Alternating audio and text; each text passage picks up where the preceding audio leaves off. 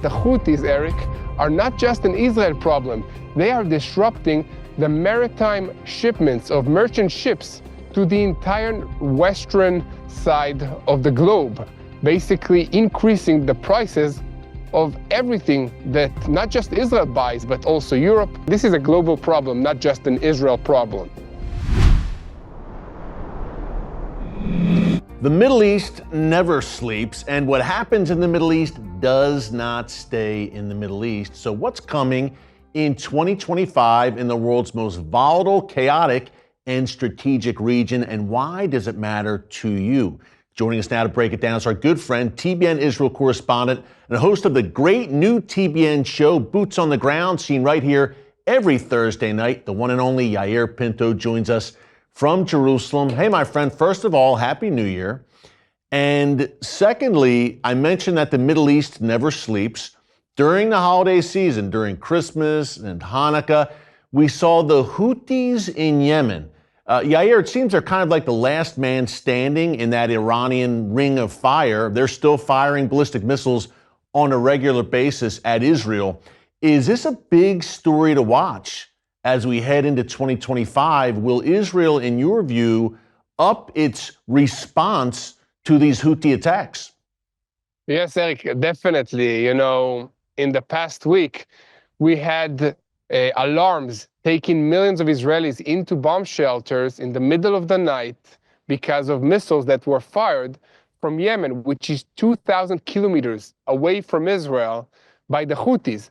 Before this war started, I don't think anybody heard about the Houthis, but the Houthis are this terrorist militia that is controlling the huge country of Yemen and is supported by the Islamic Republic of Iran. Because they're so far away from Israel, we don't have as much intelligence and targets and information about them as we did regarding Hezbollah, Hamas, Iranian militias in Syria and in Iraq. And that's one of the reasons that Israel is taking its time in responding to these ballistic missiles attack. But Israel already struck the Houthis 4 times and caused massive damage to them. But because of the distance, it makes it impossible to carry out a ground operation and to have boots on the ground, which in the situation here in the Middle East, we understand that that's the only option to really take control of the situation.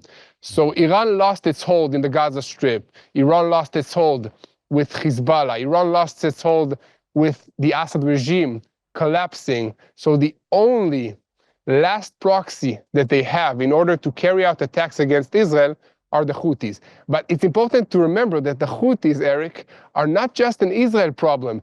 They are disrupting the maritime shipments of merchant ships to the entire western side of the globe, basically increasing the prices of everything that not just Israel buys, but also Europe and everything that goes into through the Mediterranean Sea and through that area, because they are attacking merchant ships on a daily basis. And this is a global problem, not just an Israel problem. Yeah, that is a great point. Again, what happens in the Middle East does not stay in the Middle East. The Houthis, as you mentioned, look, they've been harassing U.S. shipping coming through the Red Sea and causing a real mess there in one of the world's most strategic waterways. Perhaps that will change when President Trump takes office on January 20th. In the meantime, Prime Minister Netanyahu has talked about targeting Houthi leadership, which seems to make a lot of sense. Israel had great success doing that, of course, in 2024 with Hamas and Hezbollah. In recent days, Yair, speaking of Hamas, and you were in Gaza in the wake of October 7th as a member of the IDF reserves, we've seen some maybe renewed Hamas activity in the northern half of Gaza. Tell us more about that and what the IDF is doing there. Yes, Eric. So the issue with Hamas is, in the beginning, they were this huge terrorist army that controlled all of Gaza.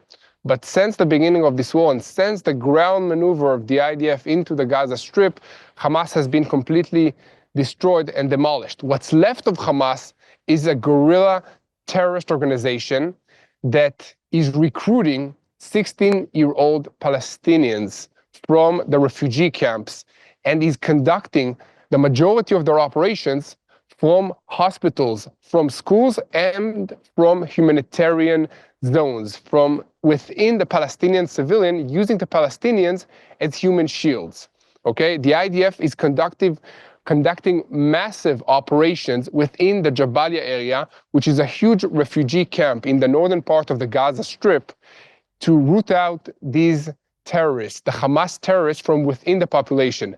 Just recently, the IDF encircled a hospital in that area and called on all the civilians to evacuate in order to find the terrorists and capture them or terminate them. And while doing that, the Hamas terrorists disguised themselves as injured Palestinians, carried injured babies in their hands in an attempt to evade the IDF and to escape. In this operation, the IDF was able to capture and terminate hundreds of Hamas members. But also, they were able to launch a rocket at Israel on the New Year's, right in midnight from that area. So the fighting is still going on, and Hamas is still holding power, holding on the civilian population of the Gaza Strip. Yeah. Two things. We have about a minute before the break. Two quick things. Hostages, still dozens there, obviously held in Hamas's clutches. Yair, any updates there? And the Hezbollah ceasefire in Lebanon seems to be holding thus far?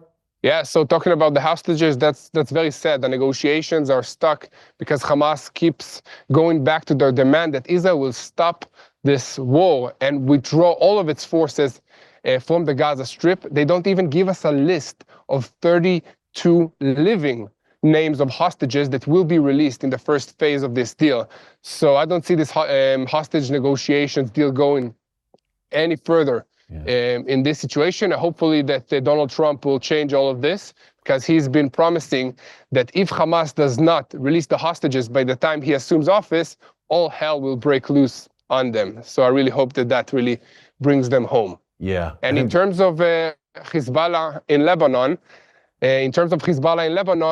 the ceasefire never really was, holding 100%. Hezbollah is still trying to retrieve their weapons, their facilities, and to test the borders within the areas that they're not allowed to be in. As I saw the madness unfold in New Orleans earlier this week with an ISIS-inspired terrorist killing 15 Americans, I thought of what's happening in Syria at your doorstep in Israel. Now, Syria recently overrun by al-Qaeda-linked terrorists who are now controlling a large portion of that country. I think back to a few years ago where Syria was an ISIS hotbed, and my concern is that once again, Syria could become, under this new leadership, kind of a global hub for jihad that will affect us here in America. How do you see that new Syrian government right now? I know Israel, rightfully so, is very wary of what's happening at its northern doorstep.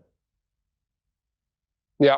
So, Eric, Israel is really, really, really suspicious about this new so-called, Western or freedom fighter government in Syria, because just a few years ago, they are all members of Al-Qaeda, of ISIS, and other radical Islamic groups that declared, on camera that they want to conquer Jerusalem. They want to attack Jerusalem, to attack Israel. At the moment, it seems like they are focused in Syria and taking control of that country.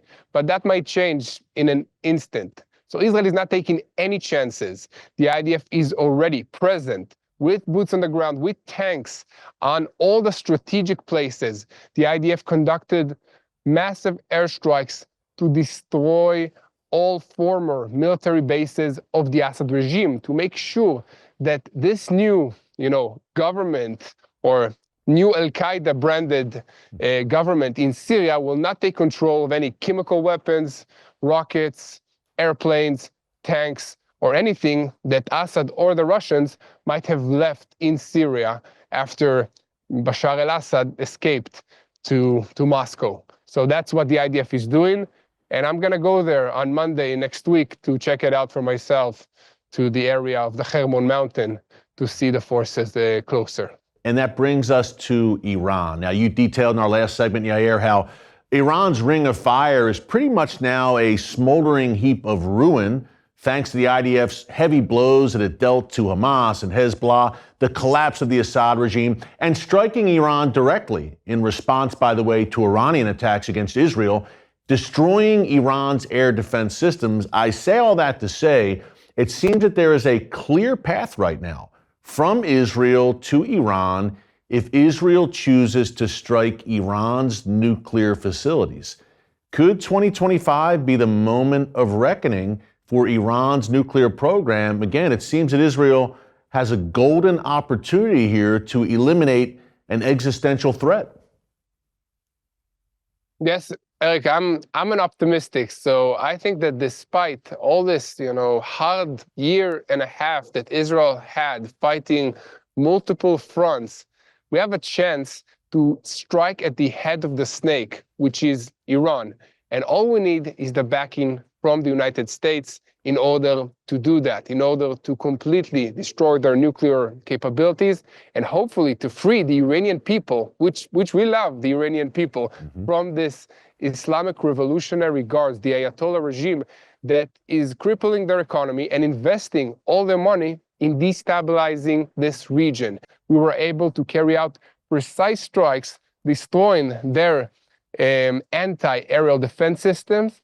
As well, unofficial reports claim that we hit an unofficial nuclear site that, according to the Iranians and the nuclear watchdog, never existed. Okay? So I think we've proven unofficially that we have the ability to strike their nuclear facilities, and all we need is the backing from our great ally, the United States. Yeah, that's an important story, Yair, that you mentioned. On October 26, 2024, that major attack, counterattack, I should say, carried out by the Israeli Air Force, destroying Iran's air defense systems, but also, as you mentioned, a top secret Iranian nuclear research facility. And I love what you said, that we do love the Iranian people. Look, two things. Number one, Iran is a Bible land. Esther, Mordecai, Darius, Cyrus. From our Bible, that unfolded in ancient Persia, which is modern day Iran. And another nugget here that people should know and pray about, Iran is home to the fastest growing church in the world.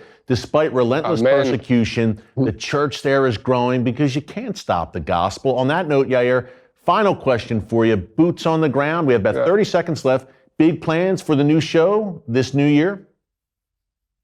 Yeah, we want to take all of you, our viewers around the world, to Israel, to feel what's happening here, to hear the stories firsthand, so that you can pray for the situation on a personal level. God wants us to be personal.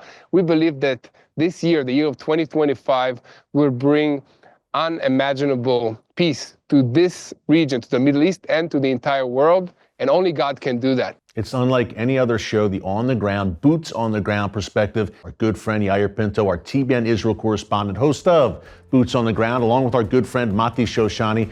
Yair, God bless you, my friend. We look forward to having you back here on a regular basis in 2025 to tell us how God is moving in his land. God bless, my friend. Stakelbeck Tonight, my all-new nightly series on current events through a bold biblical lens. Make sure you hit the subscribe button so you never miss an upload, and tap the bell icon so you're notified every time a new video is posted. And don't forget to share your thoughts, insights, and comments below. Thanks for watching, and God bless.